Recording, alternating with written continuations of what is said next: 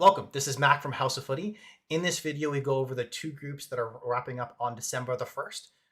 However, if you would like to listen to our full podcast that covers all the other groups, just follow the link in our description and that's live for you right now. But of course, if you prefer YouTube, please stay with us and like, subscribe, comment, all that good stuff. We're shameless and we'll take any support. But now to the goods. Welcome back to House of Footy, and we are continuing our coverage of the World Cup in Qatar. And we're going to continue our coverage with Group E. This group, I think we can all agree, has probably been the most exciting, enthralling, and kind of unexpected, giving us a lot of twists and turns.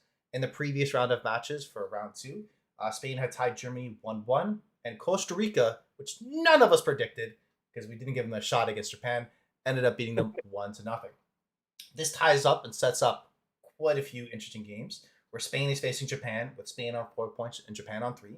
So Spain really just needs a point to be able to put themselves through and guarantee them a spot in the round of 16.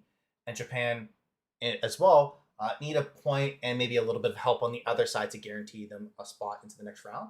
As well as, at the exact same time, Germany is facing Costa Rica. And Germany need a win if they want any shot to go through. Costa Rica, similarly, as Spain, if they just get a tie and some help on the other side, they go through. Or if they get a win, in all likelihood, they'll go through as well. So it really is all to play for here. Yes. Coming out of this last round of fixtures and teeing up the next round of fixtures, is there anything individually that stands out to you? Or do you just want to talk about that Spain-Germany game first real quick? Because that was a phenomenal game. No? Let's talk about it. I think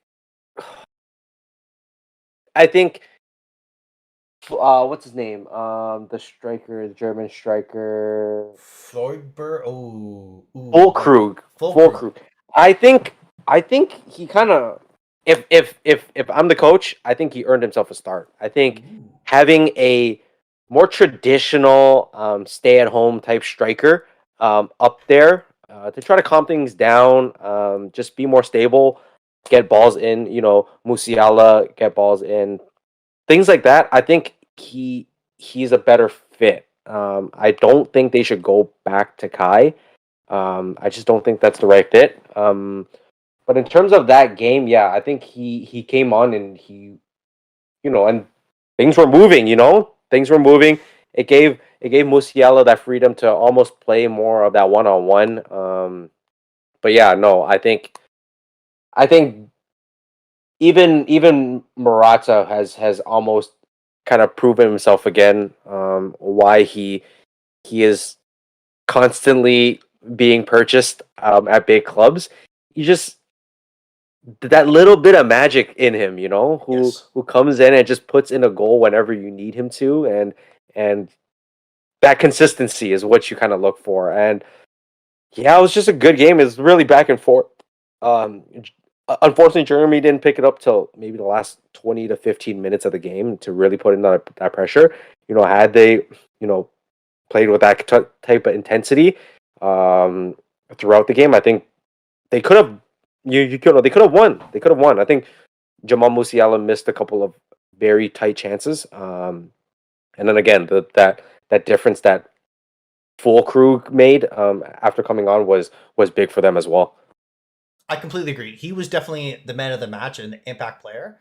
I would be interested to see if he does start. I might be a tad surprised if he does start, because he hasn't had many minutes. I know that he's been kind of behind a long list of number 9s for Germany, so it's a little bit tough. But he did come on and have a fantastic impact. My stronger shot actually is I would actually hot take to start, if I were to start Füllkrug. I'm sorry. I would actually take off Gundogan. So I would not play him. I would move Muller back into a 10 position, or Musiala, play him into the 10 position and move Sane and bring on Sane to the left wing. Because for me, that's really when kind of Musiala, he was the best player in the first half for Germany, of course, but he was isolated a lot on the wing, and didn't really have any connective play with any other players. In the second half, when Gundogan came off and he moved centrally, I felt like that was the biggest change. Yes, of course, Füllkrug did come on and kind of latch on a couple of chances and kind of even stole the pull off his own teammate to end up scoring, which as a striker, that's what you got to do. But for me, he was the one that was able. Okay, you know what? I'm going to be able to beat my man 1-on-1 and then connect with my out wide players to be able to create an opportunity for someone. So for me, I think he was a big difference as well. And I would try to play him as centrally as possible to exploit that, because going into the game against Costa Rica, you should feel comfortable. You'd be on the ball majority of the game, give him as many opportunities to take players 1-on-1 and to create Yes. for his teammates, as well as this does give, because Godogan is much more of a reserve player in terms of he wants to contain possession, he wants to rotate the ball. He's world class at it, but I don't see him naturally as a good fit in a game when you need to go out and win compared to bringing on maybe more of a match winner like Sane. I do want to be able to touch on Morata though, because I was calling for him to start this game against Asensio, who did start in his place. Because Hmm. Asensio started the first game as a striker, which I don't. That's not his position. That's very weird to me. Nope. I don't like it at all. He seems unnatural there. He's just lucky to play against Costa Rica. But Morato's got to start against Japan. No. Yeah, no, I think he's earned himself a start for sure. Again, like just that consistency, that veteran presence is always nice to have on the pitch. And again, he's just known to put in a goal. You know, he's just consistent with it. He's almost like that Giroud, you know? I see what you're saying there. You're a Yeah. dickhead, but I see what you're saying there, and I take it. The interesting part, and this has been tough because Germany are now without a clean sheet in competitive matches in this calendar year. That's 8 games that they have not kept a clean sheet. So defensively, they have been very sus, to put it lightly. I know I'm flipping between from Spain back to Germany though, so I do want to just touch on the game against Costa Rica. Let's just, I want to be able to preface this. Do we think Germany is probably a clear favorite to beat Costa Rica? Would you think that's safe to say? Yes. Okay. I So, think I think sorry, go ahead. My apologies. Go ahead. I think their defense did show bright spots, especially Nicolas Sula, who was very consistent, very safe with the ball, just being the force that he is, that big body, winning headers, winning aerial threats. I thought he was just very good. Like in general, I know they haven't obviously kept a clean sheet in 8 games, but you know this game in particular, I think he had a quite decent of a game, and I think you know he'll be looking to have an even better game the following game, just off momentum alone. Fair. I would agree with that because even though Costa Rica they did win against Japan, I thought that was very fortunate and definitely kind of played them in a good position. They had just been thrashed 7-0, and you want to have some sort of bounce back, and they were lucky enough to do it in the 81st minute. Um, at least that's my first thought. I thought Japan were the better team at that game. They had more shots. They had 13 shots, 3 on target.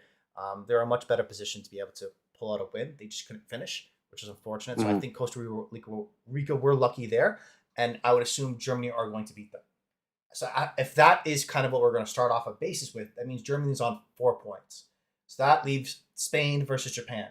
If that at that point are tied, and let's say Germany's in the lead in goals, that puts Japan in a position where they need to at least tie or pick up a win in all likelihood to put themselves through the group stage against the Spanish team. So if we're going to preface it like that, how do you think the Spain versus Japan game would go? What do you just think that maybe Spain should be heavy favorites, considering that they were going into the tournament, but Japan had just pulled out, have an upset against a big shark, a big team like this. So how do you think that game will go? Um, See, I think going into that game, if I'm Japan, I'm playing like we only have 1 point in the group. Worst case or best case, if I'm Japan, I'm going for the win. I want to ensure and I want to leave it up to us that that we move it on comfortably. Again, it's going to be a tough task. It's going to be a tall task, but I think again with just how fundamentally sound I guess Japan are. I think they have a good chance just because of again I stress the age of um of that back line of Spain, and again I don't think they've had they've had they've had cracks against Germany, but they just didn't break. They're very close. A lot of people are arguing about subbing out Jordi Alba late in the game, which kind of almost opened up that chance for that Germany goal. But yeah, just again, he might be hurt too because he was holding his back the entire time when he was asking to be subbed off. So again, I think Japan still have a chance, but I do think Spain's offense just outshines Japan's defense. I just don't think. I just think it's two different levels there. They'll have more opportunities. They'll have more shots on goal, and although Japan's keeper had a great game against Germany, I think I think Spain's offense will be just a little bit too much for them. I see where you're going from there. For me, I think the key matchup and what I'm looking at for the outcome of that game is how well Japan are able to handle the midfield. For me, Busquets, you know what he's going to do. He's not going to really provide much of an offensive threat, but the running, the tenacity, the close control, the ability that both Gavi and Pedri have are really they're the straws that stir the drink of the Spanish side. Where if they're able to take on their man one on one, be able to draw two or three players close to them and find and sift a through pass outside on the out wide, that leaves player like Fernand Torres or Dani Olmo on the wing in one-on-one situations. And if you give each of them 5-6 opportunities, they're going to create a decent amount of opportunities for a semi decent striker to be able to finish. So if you're able to stop those two midfielders and try to control the pace there and not allow them to have as much cutting edge, I think that leaves you in a good position where you really stymied their attack. Because I don't see, in my opinion, unless Morata comes on and has a kind of a moment of magic, which he's fully capable of doing, Mm-hmm. I don't see the goals coming from a creative sense unless it starts to come from them. Because even Jordi Alba, as you talked about, maybe coming off injured, his replacement was, I think he plays for Barcelona and he's only 19 in the fullback position. On the other side, out wide, Carvajal, I don't see much offensive threat from him. So really, for me, it starts and ends with the Pedri Gavi. You got to be able to stop them and go from there, which I do think Japan can do. Do I think they will? Probably not. So I'm edging out. For me, my picks would be Spain, Germany, going with the favorites, and finishing Spain first in the group and Germany second. Uh, would that be your take too? Given the situation that Japan lost their opportunity against Costa Rica, I think although I was still hope for a draw and the Germany somehow doesn't get or things don't go their way, I do think and I do agree with you that that is the likely option to happen or scenario to happen. Sorry. Yeah. And now, after we're talking about probably our favorite group to talk about, we're going to move on to probably our saddest group to talk about, unfortunately, as Canadians. And that is in Group F. The most recent round of games will continue on with Belgium losing to Morocco 2-0 and Croatia beating Canada 4-1.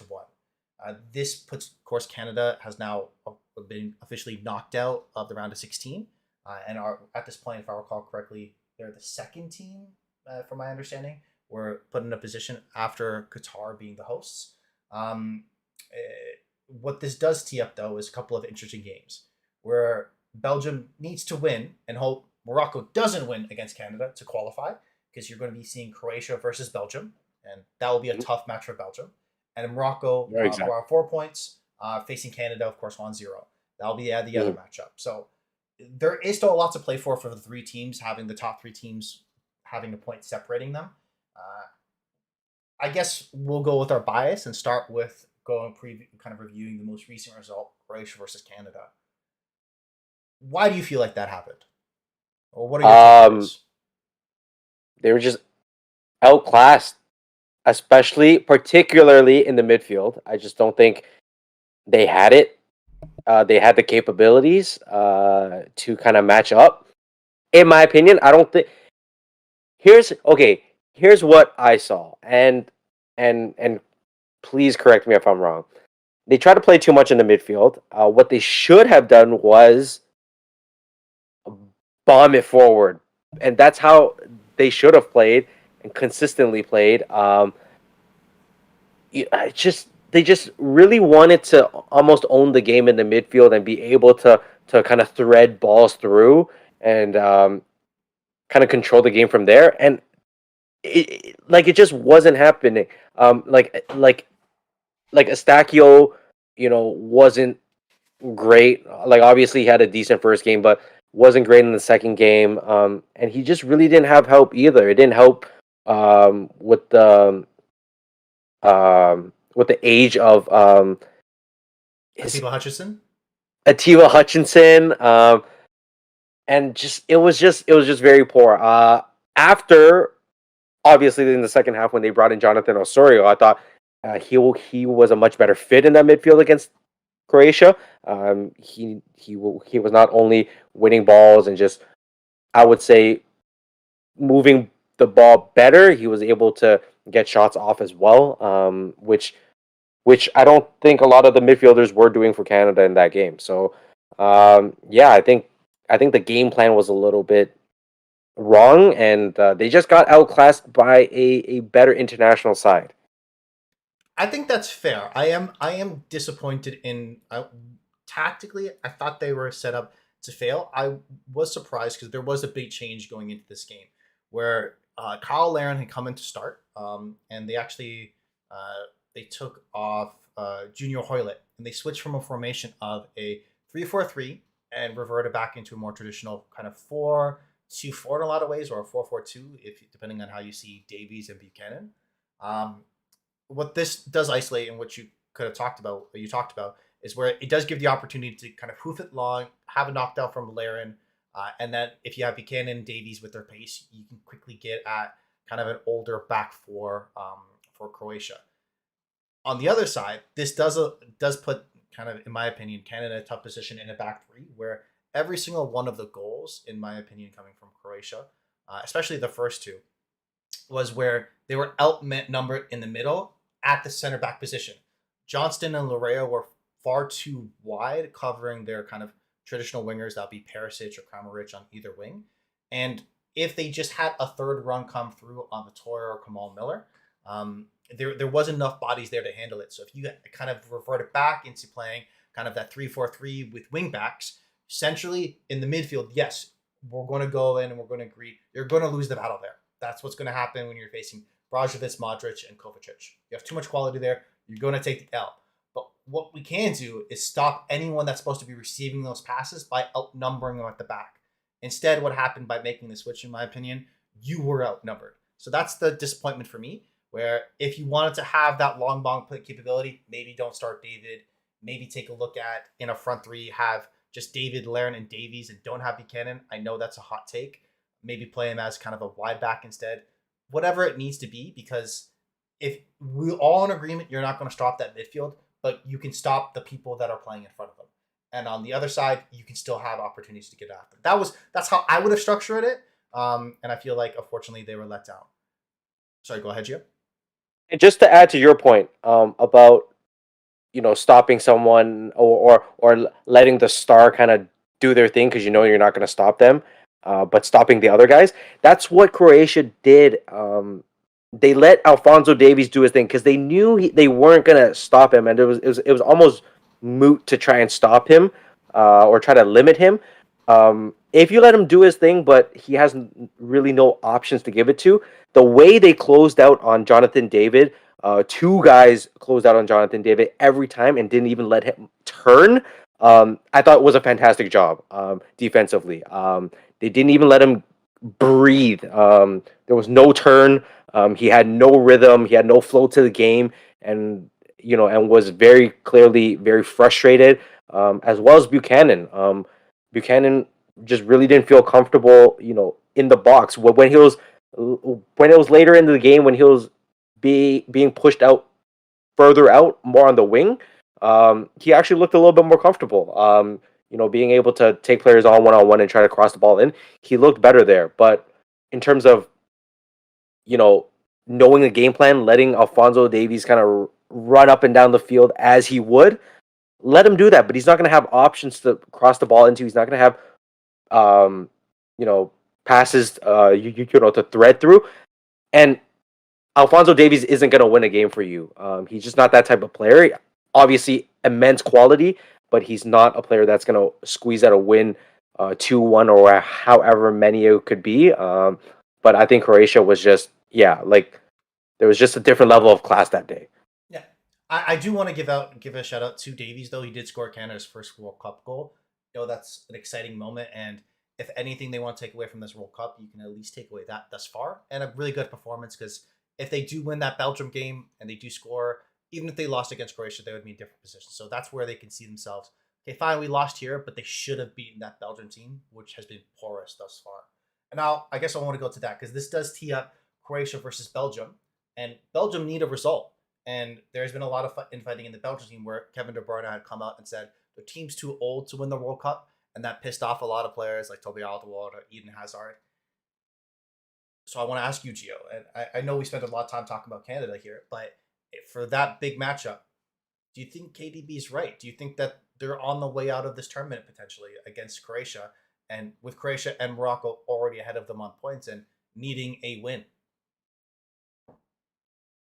Yeah, no, I think he's absolutely correct, right? I think when we looked at the last World Cup, they were almost feared, even this Belgium side, right? Obviously with Dries Mertens and a semi more healthy Eden Hazard, and a young KDB, and just a young, more agile back line that they were able to move around.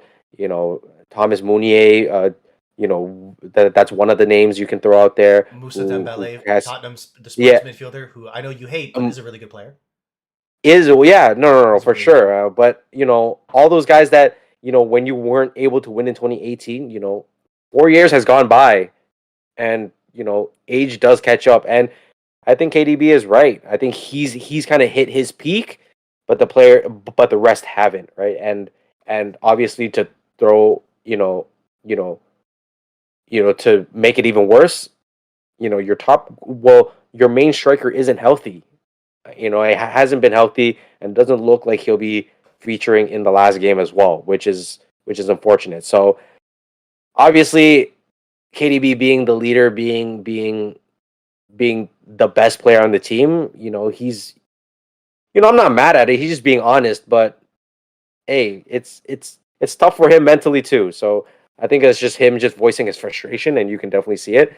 And there's definitely a lot more news about drama within that Belgium side. So I don't blame him. I don't blame him at all. I don't either. He's their best player, and he's not wrong because they've gone the full cycle. They were like 8 years ago. They were a dark horse. Then they've gone Yes. to they went up the wave to being a potential favorite, and now they're on the downturn. And it's just the natural cycle when you have a golden quote unquote generation, right? Yeah. So it's tough. I if that Croatian midfield plays similar to how they played against Canada, I don't see a way Belgium gets through on points here at all. As well as Morocco, they got to feel comfortable after playing such a good game against Belgium to at least get a result against Canada. Of course, I'm going to just state our bias. We hope Canada comes out, gets a win. And Morocco, you can still go through afterwards. So just let us have it, brothers. Come on. Croatia's going to slap Belgium. Just give us a little something, because you don't want. I think this is the history of it for Canada, where they're the second team to lose all five opening World Cup matches, and only El Salvador has played more matches in the competition, and losing to be able to start off. So they want to make sure they don't become the second team to do that. So if they pick up a win or a tie, big dub for Canada, and that's what we're looking for, right, Gio? Yeah. And I just want. Do you mind if I just voice my opinion very quickly? Isn't this what this Okay. podcast is for? No, you're right, but I'll keep it quick. Obviously, I'm very happy that Canada made the World Cup. Being Canadian and all. But I think everybody's expectations and excitement was just a little too high, and almost like the humbling of the tournament will kind of will kind of show where Canada's at. I think everybody was a little too excited. Obviously, the Belgium game was winnable, but again, the experience factor kind of kicked in. Just being at their first World Cup, like I would say, it's the jitters, whatever. your heart's pounding. Okay, but to everyone who is just saying, there's a lot of people talking to me about soccer because they know I'm really into it. I have the podcast going on, and they're like, "Oh, if Canada wins against Croatia, I'll celebrate as if they almost won the World Cup." But I'm like, if you're arguing that they're worthy to be there, that shouldn't be how you go about things. First and foremost, if it's if you belong, a win should be all right. We won, great. Let's move on. Like you have to do this consistently to be able to be in the talks. With the Portugals, with the Argentinas, with the Brazils.